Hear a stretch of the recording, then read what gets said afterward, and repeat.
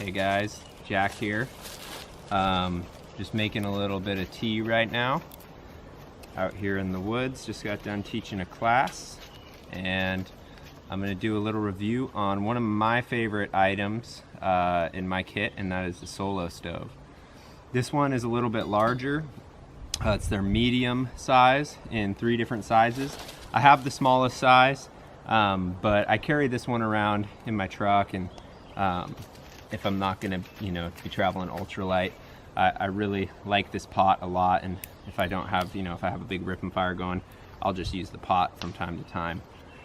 But the Solo Stove is really cool. It's a wood burning stove, and it is similar to like a rocket stove in that the gas gets sucked up through the bottom and it burns just like a burner. So there's little holes around the side here, and the flames literally come out of those holes, and so it creates an even kind of heating element below.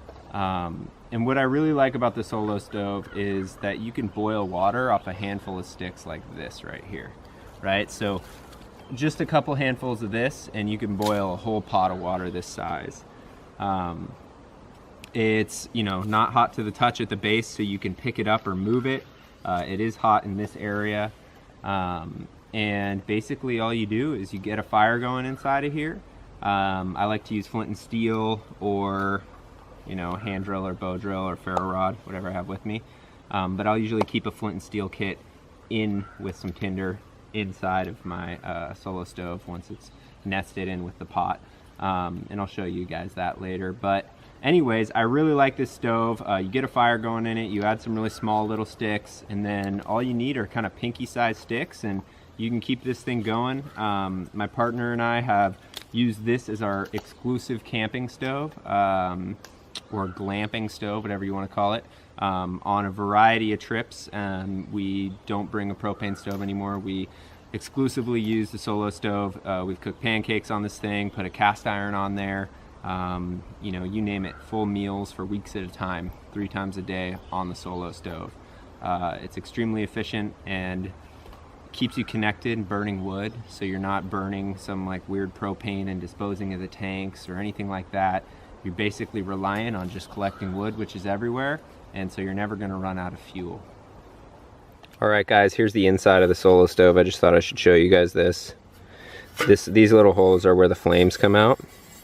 And this is basically to extend, like you can put your pot straight on here, but what it does is it creates a gap for more airflow and for your pot to sit on top. And then this nests in here really well. Put it in this bag, throw your little kit in there. That's my flint and steel kit. Throw that in there, pack it all up.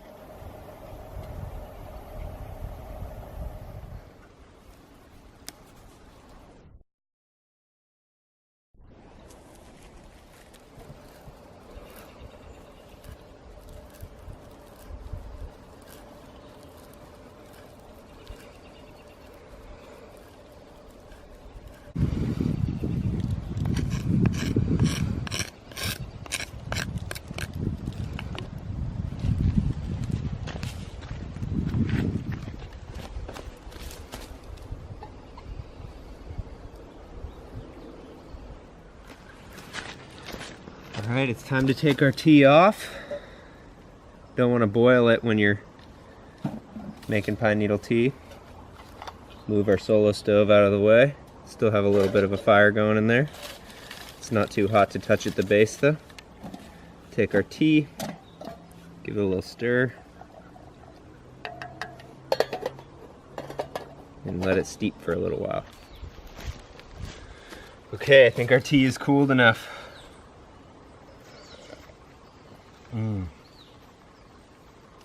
It's like Christmas trees in a cup. But they're the fresh growth, so it's a little bit of lemon hint in there too. I'm telling you guys, I get nothing from this, this review, but these things are awesome. And if you like having fires and making fires and you want to get better at it, ditch the propane. Telling you what, it's the closest thing you can get to like having to cook your food on fire every time. In fact, that's what you're doing. You know, make it a challenge. Make it so you only light this thing with, you know, whatever you're trying to get good at. Hand drill, bow drill, fire saw, fire plow, flint and steel, ferrocerium rods, lighter, matches, you know, you name it. Potassium permanganate, whatever you're into, you know. It's just an amazing way to get better. And honestly, for tinder as well, like getting your tinder and your bird's nest down, I don't think there's any better way of doing that than having to do it every time you want to cook something. I think necessity is a huge factor in learning and developing these skills, and it's one thing that we lack in this modern world. I hope you guys enjoyed this video. Please subscribe if you'd like to see more gear reviews or videos on flint knapping or primitive skills, basically whatever I'm into at the time. And give it a thumbs up if you enjoyed it. And maybe I'll see you guys in the woods. I'm just gonna hang here and enjoy my tea.